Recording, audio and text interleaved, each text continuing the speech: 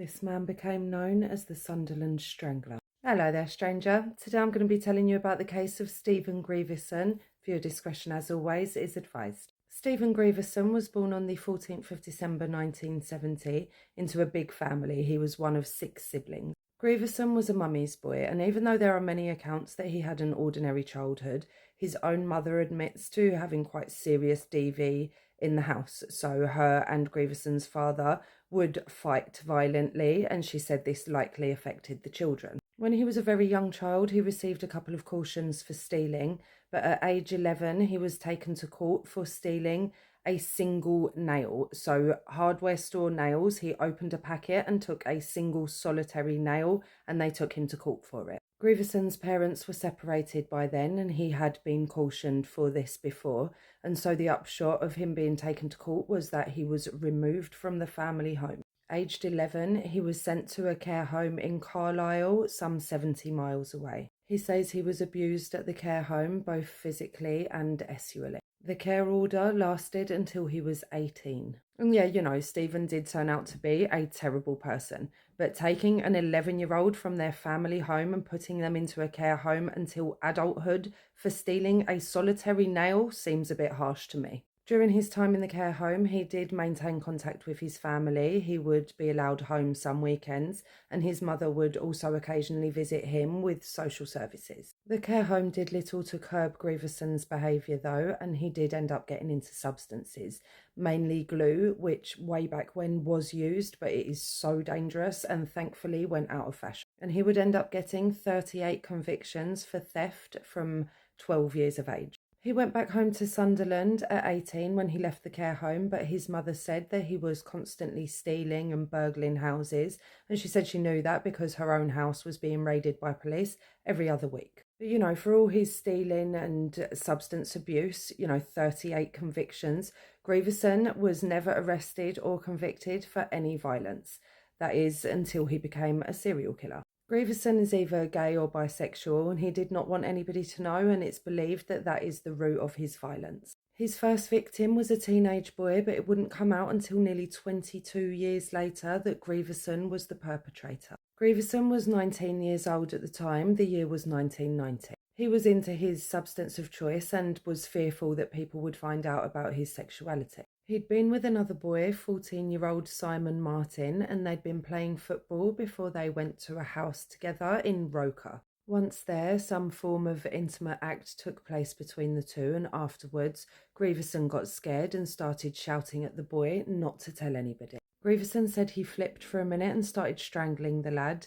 He didn't let go, and next thing, the boy was on the bed. He said there was a rock or something there and that he used that to bash Simon's head in. He took and disposed of Simon's clothes and threw his shoes into the sea. Grieveson said that Simon had been saying to him that he wouldn't tell anyone, but for some reason Grieveson didn't believe him. Simon Martin's body was discovered 8 days later. The police actually interviewed Grieveson, but he told them that he'd never been inside the house that Simon's remains had been found in, and they took him at face value. Grieveson gave this confession years after the fact in 2012, and he said he did so for the family's peace of mind and his own. Then in 1993 and 1994, the bodies of 3 further boys would be discovered: Thomas Kelly, David Hanson and David Grief. All 3 had ligature marks around their necks, at least 2 had been set on fire, and all 3 were found with cans of glue and lighter fluid near their bodies. Thomas Kelly, 18, had been killed on the 26th of November 1993,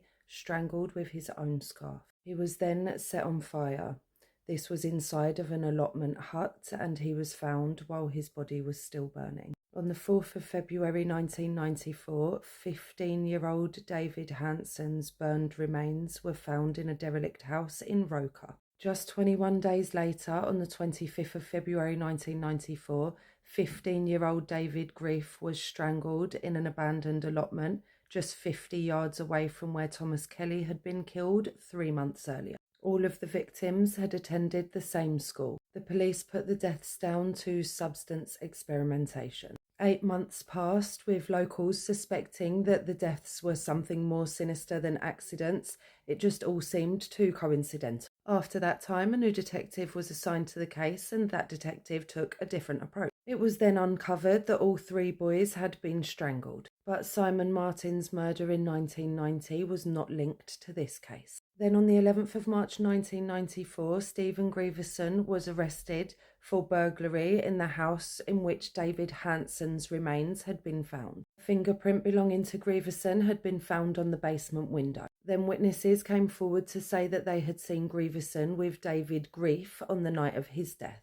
DNA taken from the mouth and stomach of David Grief matched Grieveson, and so in November 1995 he was charged with all three murders. His trial was in January 1996, and although he did not take the stand to defend himself, his defence was that he had taken all three lives unintentionally. He said that he was scared that it would come out that he was bisexual and that all three accidents had happened while he was merely trying to threaten the boys. The jury found him guilty on all three counts, and he was ordered to serve a minimum of 35 years. Just a couple of years later, in 1998, his mother was caught smuggling grass into the jail for him, and she herself served a 6-month sentence for that offence. She said that she did it out of guilt and love. Guilt that she felt like she hadn't brought him up right, and love because she loved him, and she said she wanted to help him sleep. Grieveson's mother has been the subject of taunts and intimidation due to who her son is. She's had to move around a lot, and people didn't treat her any better in prison, shouting things like, "Roker Choker, your son's a murderer." Roker Choker. Grieveson had always tried to maintain his innocence, but around 2012, when he admitted to the killing of Simon Martin, he also admitted to taking the lives of Thomas Kelly, David Hanson, and David Grief. And he wrote letters to the families of his victims, to the parents specifically, and he said things like, quote, "I took a piece of your heart away from you that night. I'm sorry. Why? I don't know. Forgive me. So sorry for destroying your family." And, quote, "I would gladly give you a gun to shoot me. Would that make a difference?" In another letter he said, quote, "I will kill myself for yous if that will help you to forgive me. I'm not lying." It's not the first case I've seen where a perpetrator writes to the family of the victim, but it's not usual. And for me personally, I always think that it's just adding insult to injury. Like, how dare you try and talk to those people? And that, strangers, is the awful case of Stephen Grieveson. A lesser known case, but just as important. Seems to me that it's one of those cases where homosexuality makes the police seemingly careless. I keep saying that I hope things have changed for the better, and I do. But what do you think, stranger? Please, as ever, let me know in the comments. And as always, if you've stayed with me up until now, then thank you for watching, and I will see you for the next one.